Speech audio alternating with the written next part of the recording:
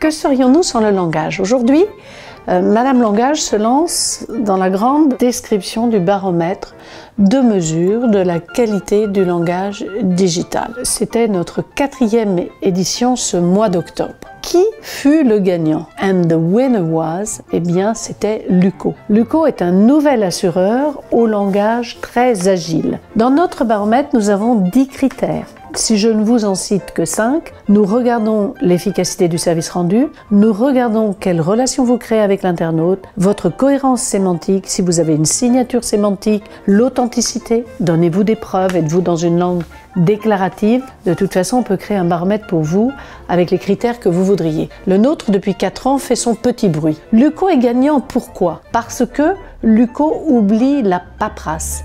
Donc Luco est agile. Et oui, effectivement, ils vous disent qu'ils veulent vous protéger activement. Tiens, voilà un adverbe que je n'avais jamais trouvé dans les lexiques des assureurs. Après, Luco vous dit qu'effectivement, il va avoir un service rendu qui est de 2 minutes, de 2 heures ou de 2 jours.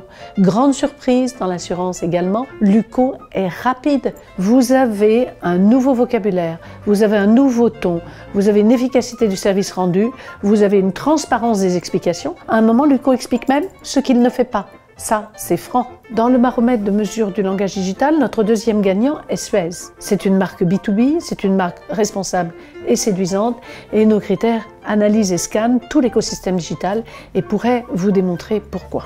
Il nous explique qu'avec une tasse de café, on consomme 140 litres d'eau. Voilà une marque B2B qui ramène énormément l'information vers nous, qui n'est pas dans le concept, mais qui est dans ça vous fait quoi à vous? Nous travaillons les ressources, nous sommes innovants et effectivement, nous, publics, nous sommes aussi concernés. Ils le disent remarquablement. Vous avez aussi une iconographie qui vient effectivement titiller l'émotion. Elle est fine, cette iconographie. Vous avez des visages d'enfants, vous avez des paysages préservés pour montrer la beauté. On va être dans l'alerte, mais on n'est pas dans l'angoisse. Et de toute façon, tout du long, vous avez questions-réponses. On voit que cette marque raconte très bien son innovation puisqu'elle donne des réponses. Autant donner des preuves. Et là, par rapport à nos critères à nous, l'authenticité, elle est vraiment à chaque ligne. On a beaucoup de pédagogie. Alors bravo, parce que les marques B2B sont en train de prendre un nouveau souffle et un grand virage. 3e gagnant, Gucci réussit dans l'efficacité du service rendu à être une marque contemporaine, qui est une marque monde et qui est en même temps une marque intime, puisque le luxe joue la personnalisation. Marque monde, oui, parce que 4 familles se promènent dans le monde entier, parce que Gucci travaille avec l'art et que quand elle nous parle de Catalan artiste, eh bien c'est un moment où il est en Asie. Ça n'empêche pas Gucci tout à coup de nous parler du savoir-faire, des mains, des gestes et des artisans italiens. Il y a un lien constant au monde, à l'époque et vraiment au contemporain et à l'intime. Vous trouvez le transgenre, vous trouvez l'unisexe, vous trouvez le LGBTQ, qui est cet acronyme qui a fait l'année 19. C'est une marque en mouvement, c'est une marque dont le vocabulaire n'est pas figé, donc vous y avez tout. Vous y avez vraiment des jeunes dans la rue, vous avez des mannequins qui ne sont absolument pas aseptisés et vous voyez par la construction d'histoires implicites, par la variété des thèmes composés, par le fait d'exister dans le monde en étant intime, que vous avez une très très grande réussite en langage. Encore une fois, on peut égrener tous ces critères beaucoup plus en détail avec vous chez vous. 3e marque gagnante, puisqu'il y a un ex-aequo avec Gucci, c'est CIC. Pourquoi?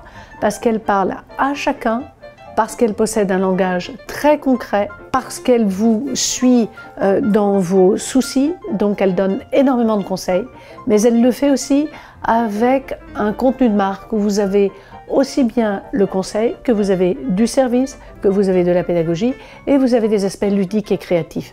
Les visuels sont très simples, les visuels sont concrets. Quant au ludique, par exemple, à un moment, on a l'image d'un escargot et cet escargot nous parle de nos étudiants parce que CIC accorde de l'argent à ceux qui ont des mentions bien et très bien. Et c'est très drôle parce qu'on comprend, l'escargot vous dit « oh oui, n'est-ce pas ?» Vous en avez bavé. Donc, l'étudiant s'associe très bien à l'escargot parce que passer ce bac, ça lui a paru long, long, long. Vous sentez que sans aller trop loin, c'est une marque qui est concrète, qui a un champ de langage équilibré, bien réparti et qui est vraiment dans un dialogue avec son consommateur. Et c'est clair que ce n'est pas si simple sur l'argent d'être précis, de désacraliser un tout petit peu en étant dans le bon ton. Et cette tonalité de la marque, c'est vraiment un des aspects très importants de ce baromètre de mesure de la qualité du langage digital. À bientôt.